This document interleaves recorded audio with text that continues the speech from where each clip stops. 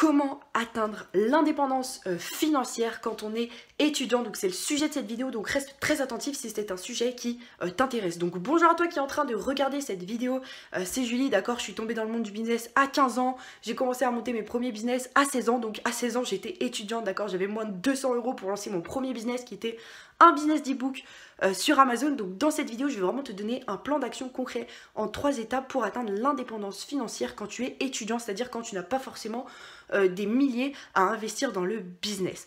Première étape, se concentrer sur les business que l'on peut démarrer avec peu d'investissement, d'accord? Peut-être que tu as l'idée du siècle avec une application qui est géniale, d'accord?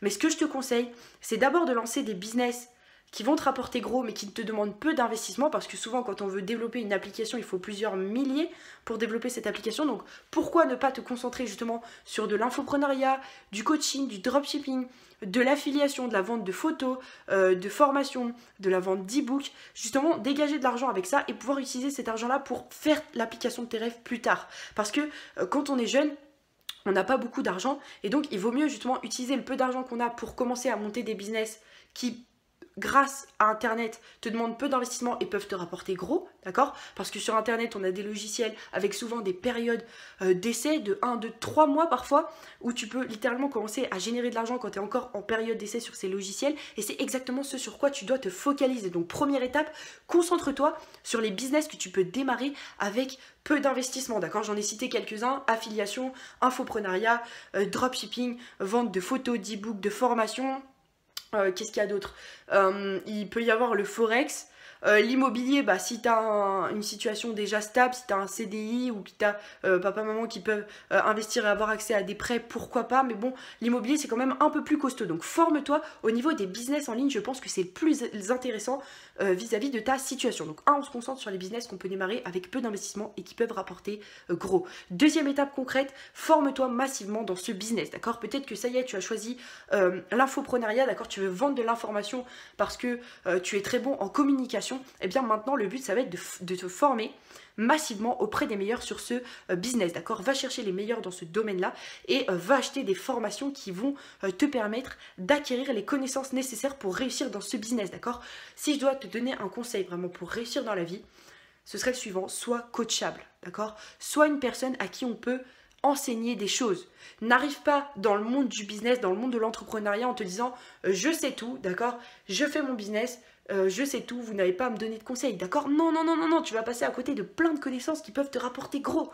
Donc, deuxième étape, forme-toi massivement sur le business que tu as sélectionné auprès des meilleurs, donc de celles et ceux plutôt, qui ont les plus gros résultats dans ce type de business. Enfin, troisième et dernière étape concrète pour atteindre l'indépendance financière quand on est étudiant, c'est d'oser se lancer et de poser des actions, d'accord?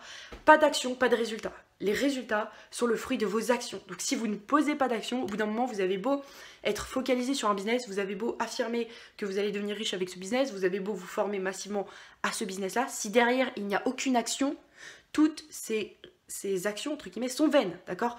Le fait de se former à un business, si c'est pour pas passer à l'action derrière, bah ça ne sert à rien, d'accord? Fais autre chose, tu perds ton temps. Donc la troisième étape, c'est vraiment d'oser, de se lancer. Je sais qu'au début, c'est difficile, d'accord? Au début, on a des... Mais prenez le temps, d'accord? Quand j'ai lancé parfois des business, je devais remplir des choses, m'abonner à certains trucs, lancer des abonnements, et parfois j'avais un petit peu peur parce que j'avais jamais fait ça avant. Quand je devais me filmer face caméra, lancer des vidéos sur YouTube, bah j'avais peur, mais au bout d'un moment j'ai pris le temps qu'il fallait pour prendre la décision, et quand j'ai pris la décision, bah j'y suis allée, d'accord? J'y suis allée et je me suis dit voilà, il n'y a que l'action qui efface le doute. Donc à un moment donné, il faut justement passer à l'action, oser et se lancer, surtout si vous êtes jeune, si vous êtes étudiant, d'accord? Si vous ne prenez pas de risques débile entre guillemets, vous ne risquez rien, au pire vous perdez un peu d'argent, un peu de temps, mais c'est ok, d'accord? Vous êtes jeune, vous êtes étudiant, vous avez encore le temps de réussir. Donc très rapidement, le plan d'action aux 3 étapes concrètes pour réussir à atteindre son indépendance financière ultra rapidement quand on est étudiant. Donc c'est 1, de se focaliser sur les business qui demandent peu d'investissement et qui peuvent te rapporter gros, donc